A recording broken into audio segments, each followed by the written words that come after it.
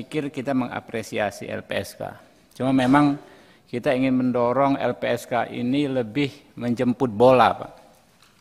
Ada satu perkara yang benar-benar mengusik hati nurani, dan sejauh ini saya lihat apa luput dari LPSK, yaitu perkara perkosaan remaja di Lahat, Sumatera Selatan, di mana pelakunya dituntut sangat ringan, divonis juga sangat ringan. Lalu keluarganya mencari keadilan terlunta-lunta, ya, sampai mereka ada campaign di medsos dan lain sebagainya.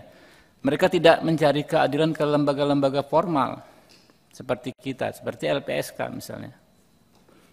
Bisa sampai vonis ringan, saya pikir karena sejak awal kita lalai, tidak maksimal memberikan perlindungan kepada korban, sehingga mungkin korban yang secara struktural keluarganya lemah bisa diintimidasi, bisa ditekan, dan dipaksa menerima vonis yang begitu ringan.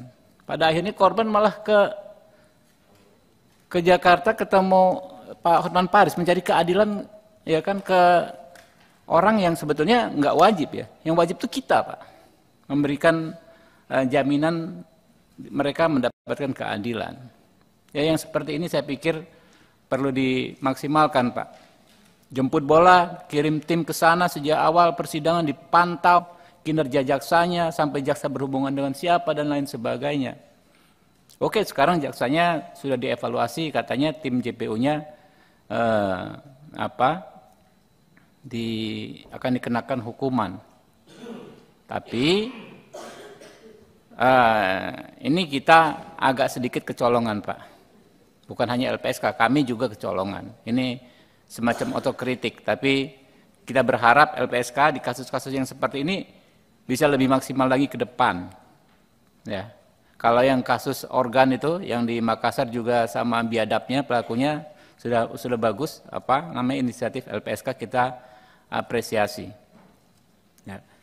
Kemudian, Pak, kami juga dalam posisi ingin selalu memperkuat LPSK. Ya. Tupoksinya harus kita perkuat terus. Saya mengacu ke satu perkara Roy Suryo. Ini kan fenomena, bukan Roy Suryonya, saya nggak kenal Roy Suryo, ya, nggak ada hubungan apapun, tapi fenomena, Pak. Orang di media sosial meretweet, ya, atau meneruskan bahasa ininya, postingan yang sudah ada, tapi pelaku utamanya, ya, belum ditindak. Sementara kan kapasitas Roy Suryo waktu itu kan saksi, orang yang melaporkan, dan sempat mendapatkan rekomendasi dari Komnas HAM, dari LPSK. LPSK memberikan rekomendasi kurang lebih, ya, ini saksi dulu, selesaikan perkara pokoknya itu orang yang menyebarkan pertama dahulu. Tapi kita melihat sampai saatnya akhirnya beliau divonis, ya, orang ini divonis nih, si Pak Roy Suryo divonis. Dan saya melihat kasus seperti ini banyak sekali, Pak. Bagaimana kita memperkuat LPSK, tapi saat ini mungkin yang bisa dilakukan rekan-rekan LPSK, ini kan teman-teman LPSK periode ini sih saya pikir keren-keren semua, ya. Hubungan baiknya ke semua lembaga bagus gitu kan, ya. Membina hubungan yang baik, berkoordinasi dengan aparat penegak hukum, supaya rekomendasi LPSK ini diperhatikan. Bukan hanya di kepolisian, mungkin di kejaksaan, bahkan di pengadilan. LPSK ini bukan lembaga, bukan LSM. LPSK ini lembaga negara. Bukan hanya rekomendasinya harusnya diperhatikan. Gitu, apapun itu. Yang terakhir, Pak, terkait rekomendasi tim PPHAM, saya pikir tim tersebut sudah bekerja secara maksimal, ya. Dan saya dengar bahkan sebetulnya dari sejumlah rekomendasi itu, misalnya memulihkan hak korban dan lain sebagainya, sebetulnya sudah dikerjakan jauh hari oleh LPSK sebelumnya. Bahkan saya dengar sejak tahun 2012 sudah digarap oleh LPSK. Ini luar biasa LPSK, ya. Tinggal memang dimaksimalkan lagi Pak, ya, jangan sampai